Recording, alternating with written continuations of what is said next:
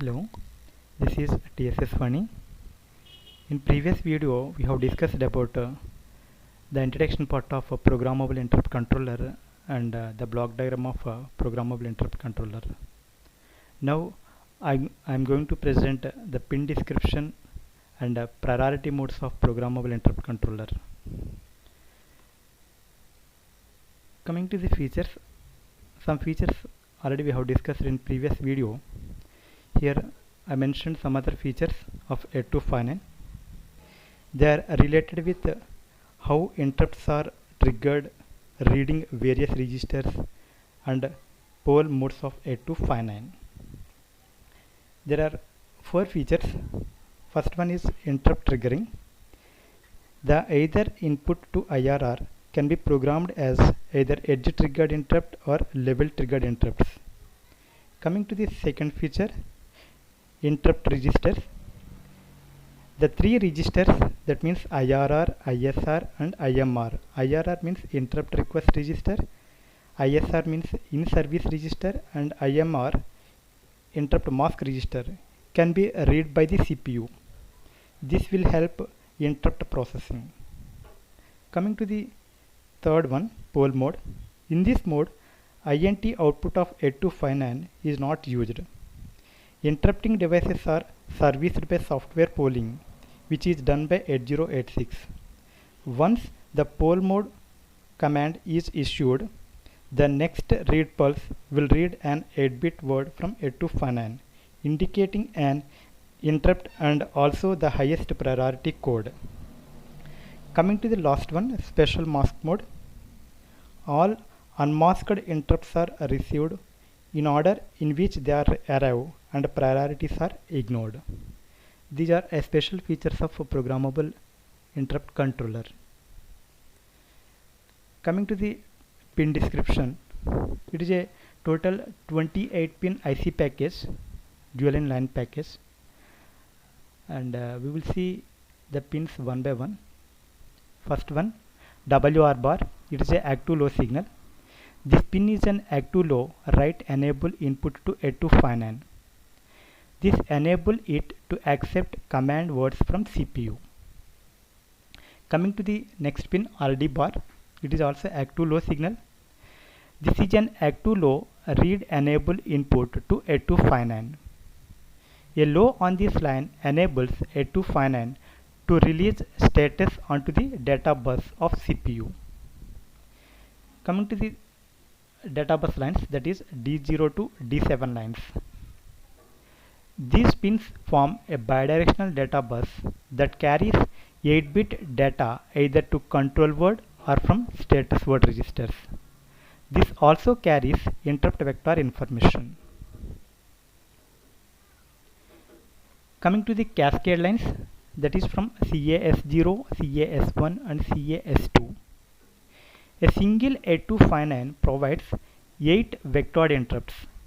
If more interrupts are required, the 8259 is used in the cascade mode, in which a master 8259 along with 8 slaves 8259 can provide up to 64 vectored interrupt lines.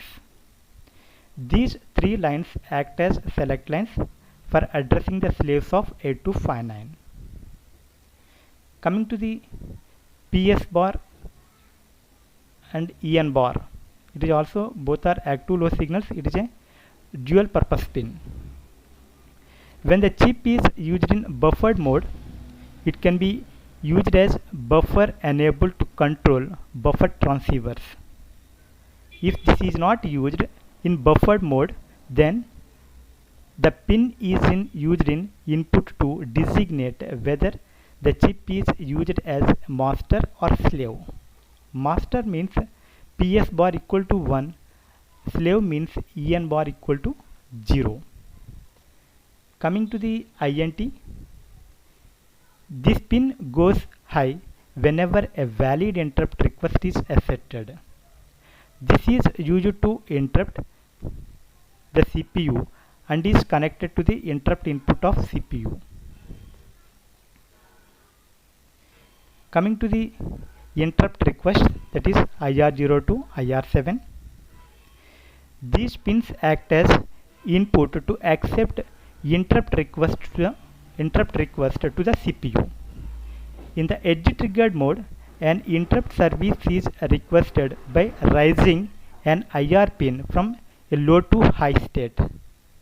If it is held high until it is acknowledged, and just by latching it to high level if used in level triggered mode. And coming to the INTA bar, it is the interrupt acknowledge signals. It is the input to 8259. Whenever this pin goes low, indicates to the 8259 that the corresponding interrupt will be accepted by the microprocessor. After that, the 8259 release a vector information on data bus. Okay, this is about the total pin description of 8259. And coming to the priority modes, 8259 has got many modes to determine the priorities of interrupts. They are under software control and can be changed dynamically. There are 4 modes, priority modes. First one, fully nested mode.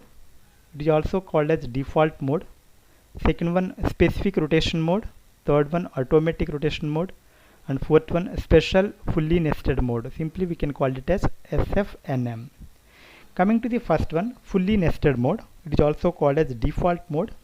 In this mode, IR0 has the highest priority and IR7 is the lowest priority. Priorities are arranged in order.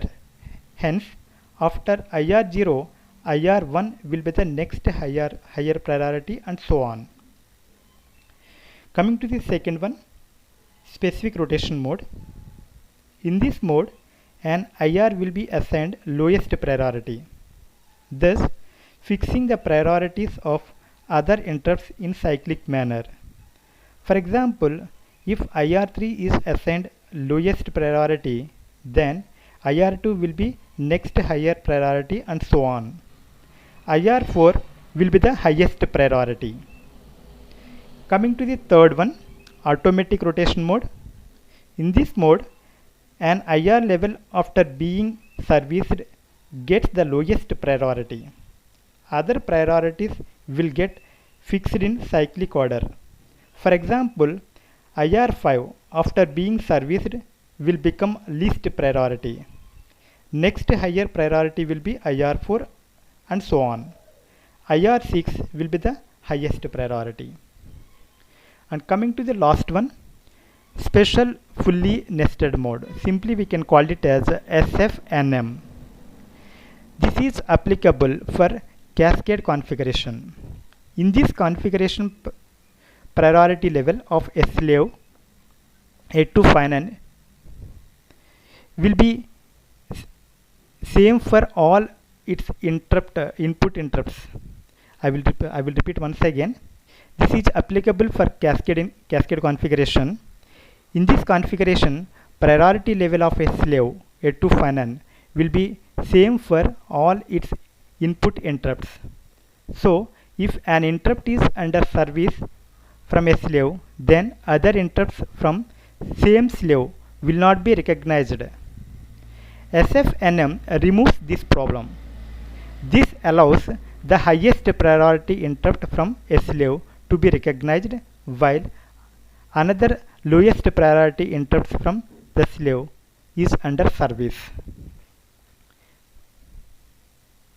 This is about the total concept of priority modes. And coming to the end of interrupts. Before going to discuss the end of interrupts, first how to define an end of interrupt means ISR bit gets set when an interrupt is in service. This bit has to be reset after completion of its interrupt service routine. This is called an end of interrupt command. It can be done by 3 different ways. First one is automatic end of interrupt, and second one is non-specific end of interrupt command, and third one specific end of interrupt command. Coming to the automatic end of interrupt, in this case EOI command need not be given. ISR bit will be reset by last INTA pulse. The drawback is that any IR can interrupt ISR. This method is generally used when a nested multi-level interrupt structure is not required. It is a preferred mode of operation and reduces the ISR length. And coming to the second one, non-specific end of interrupt command. This command will reset the highest priority ISR bit because in fully nested mode it is the highest priority which will be in service. Coming to the last one, specific end of interrupt command. This command will reset the ISR bit which is specified as a part of command. 3-bit code, that is L0, L1 and L2, specifies which bit has to be reset. Okay, this is about the total concept of end of interrupts of programmable interrupt controller. I hope you understood the concept of block diagram, pin description and features, priority modes, end of interrupts of programmable interrupt controller. Thank you.